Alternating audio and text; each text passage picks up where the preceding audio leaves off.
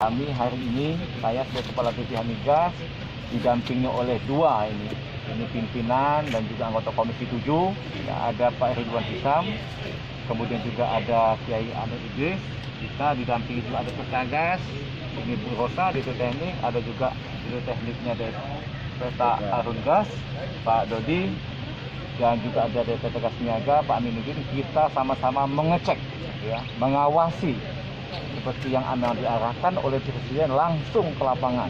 Dan kita juga untuk memaksimalkan, kita buktikan new normal itu bukan membuat kita kerjanya hanya di kantor, tapi kita untuk meningkatkan sirapan, menggerakkan pertumbuhan ekonomi kita ke lapangan. Nah, yang kedua, kami ke sini untuk melihat langsung bagaimana pemanfaatan gas bumi untuk kepentingan dalam negeri ini bisa dimaksimalkan.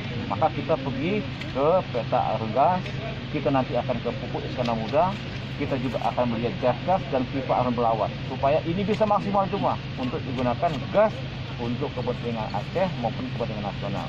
Itu poin tujuan kami ke sini ya. Termasuk tim nanti akan diarahkan, mungkin Pak Presiden Hisam akan melihat bagaimana PIM 2 misalnya bisa dimaksimalkan menggunakan gas dan sejalan.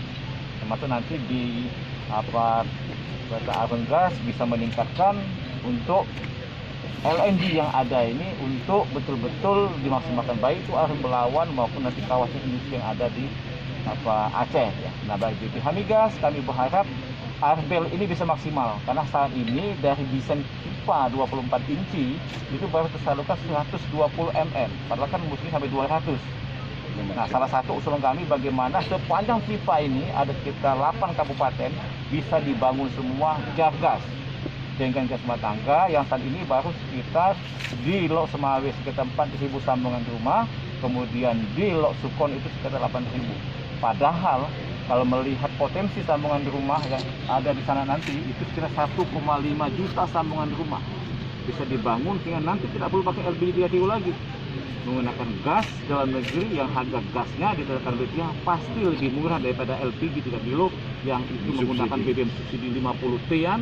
Kemudian gas itu adalah impor LPG dari luar negeri sekitar 70%. Kemudian kita meminta, ini ada Pak Andri, supaya memanfaatkan, membangun kawasan industri berbasiskan gas. Jadi wilayah jaring distribusi itu BPH yang melelang.